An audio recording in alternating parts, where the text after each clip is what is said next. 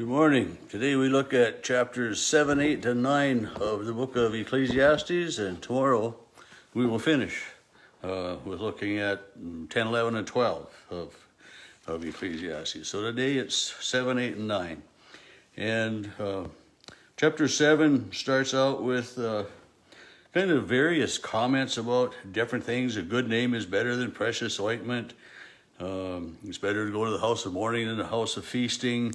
Sorrow is better than laughter. I don't know about that. I mean, I would much rather be laughing and happy, but it says, for by sadness the countenance of the heart is made glad. None of us likes to mourn. None of us likes to be sad. I mean, joy is so much better. And verse 5, it is better to hear the rebuke of the wise than to hear the song of fools. It's better to be, have some constructive criticism, or have, to listen to the words of the wise rather than to, all of the people that are, shouting for something that are not shouting for the right thing. We need to be paying attention to what we wish for and what we listen to. And verse 7 says, surely oppression makes the wise foolish, and a bribe corrupts the heart. In verse 8, better is the end of a thing than the beginning. And, oppression, making the foolish or wise foolish. I mean, when our rights are oppressed, when we are afraid to speak what's on our mind, when we're afraid to speak the truth, that's the words of wisdom, and when we're afraid to speak out against the wrongs, because of somebody else putting us down, and the oppression that comes that way. And I think about, like in communist China again right now, it's, being Christian is maybe not the best thing to do if you value your life, because they are oppressed, they're put down, and there are many places in the world that way.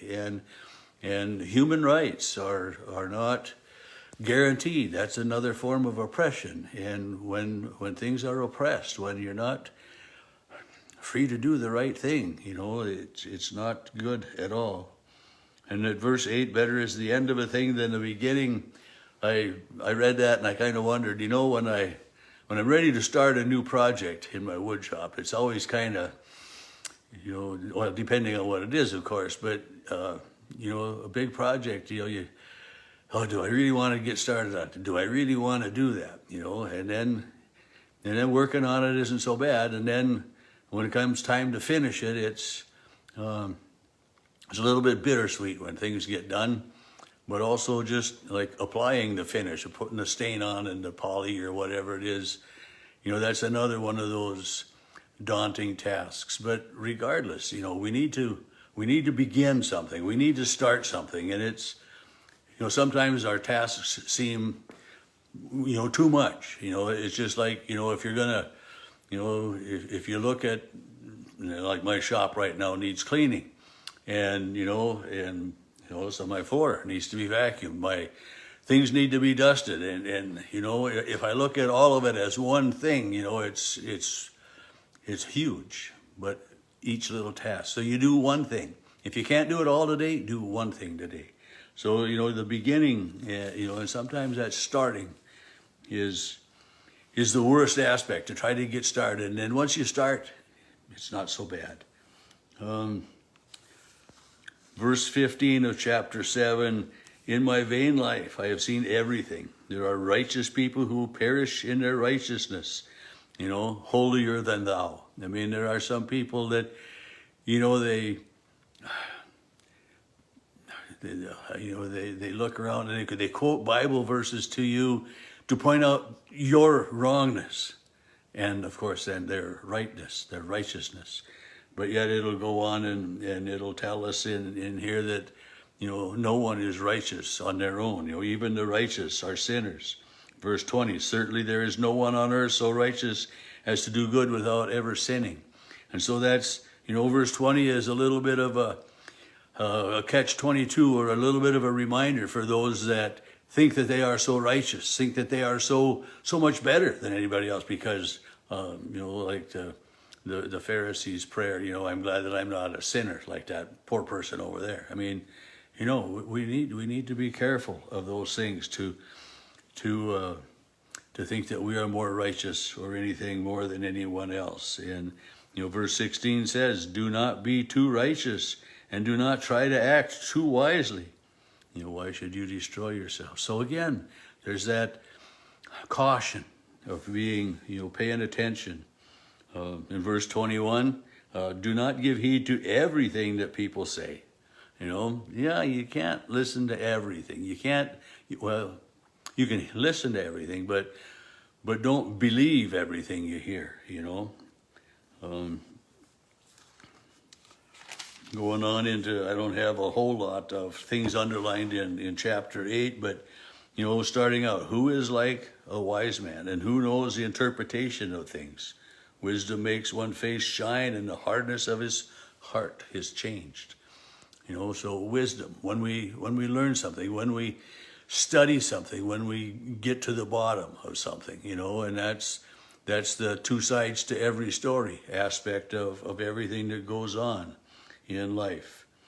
In verse 8 of chapter 8, no one has power over the wind to restrain the wind, or power over the day of death. There's little discharge from the battle, whatever. But it's a reminder to me that, we don't control the weather. And I mean, when in my prayers, I will pray for favorable weather, but, favorable weather for one person is different than favorable weather for another person. Some people, want it to rain, but yet, do you want it to rain on your wedding day, or on a day when you have some activities planned for outside and you got company coming? We don't control the weather or the wind. And this morning is windy, and, it is what it is. So so basically don't worry about things you can't control. It's hard not to, but, we fuss and we fret so often about things that we have no control over. And this is one of the things here, He said, verse 9, all this I observed, applying my mind to all that's under the sun. Well, one person exercises authority over another, to the other's hurt. And so it's, just that cautionary deal of, watching out what it is that we do so it isn't going to hurt somebody else, and thinking that we're the only ones that matter is so much. And verse 10, I saw the wicked buried, and they were praising, this is vanity. The righteous and the wicked, we both live and we both die. And that's what he says in verse 2 of chapter 9. The same fate comes to all, the righteous and the wicked, to the good and the evil, to the clean and the unclean, to those who sacrifice, to those who do not sacrifice. The same end comes to all. We are all sinners, and we all will die. Verse 5 says, the living know they will die, but the dead know nothing. And that's a reminder to me that, as we live this life, we need... our relationship with God, our relationship with Jesus is dependent upon who we are, who I am.